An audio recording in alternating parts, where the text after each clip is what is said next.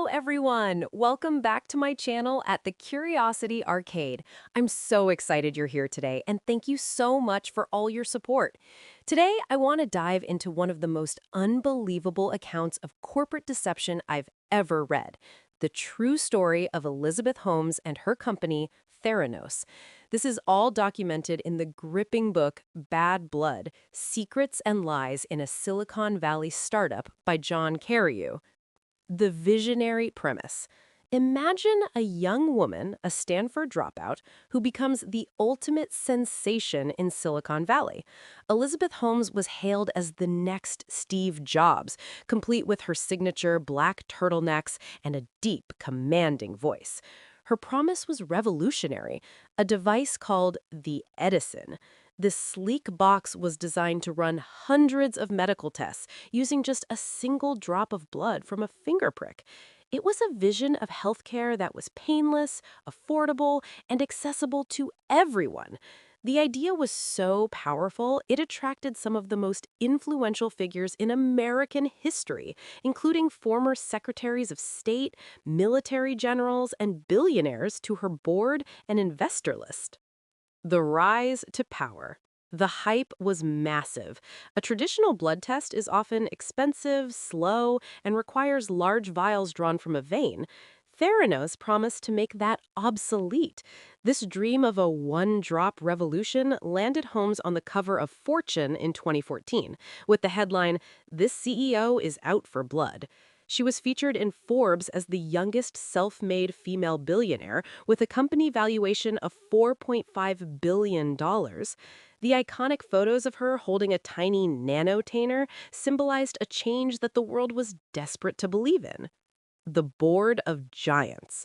What makes the story so fascinating is the caliber of people who believed her. Her board was a who's who of American power. George Shultz and Henry Kissinger, former secretaries of state; James Mattis, former Marine general; William J. Perry, former Secretary of Defense. On the financial side, she secured $125 million from Rupert Murdoch and $150 million from the Walton family. They weren't just investing money, they were putting their reputations on the line for her vision. A House of Cards, the investigation. But as investigative journalist John Carreyrou began to look behind the curtain, he discovered that the revolutionary technology was actually a house of cards.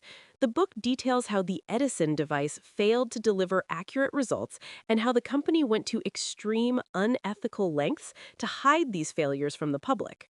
One of the most chilling parts of the book is the role of Ramesh Sunny Balwani, the company's COO and Elizabeth's secret boyfriend. Together, they created a culture of extreme secrecy and paranoia. The book reads like a thriller as Carreyrou works with brave whistleblowers, former employees who risked their careers and faced legal threats to expose the truth about what was really happening in the lab. The cost of the lie. The scale of the fallout was historic. A massive partnership with Walgreens collapsed, leading to lawsuits and a settlement. Investors ended up losing more than $600 million.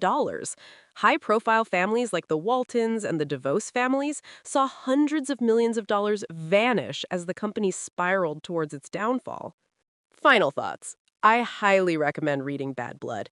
It's not just a business book, it's a masterclass in investigative journalism and a cautionary tale about how charisma and a powerful story can blind even the most powerful people in the world. It's a sobering reminder that if a revolutionary miracle seems too good to be true, it probably is. Thanks for watching, everyone. If you enjoyed the summary, please hit the like button and subscribe to my channel. I'll see you in my next video.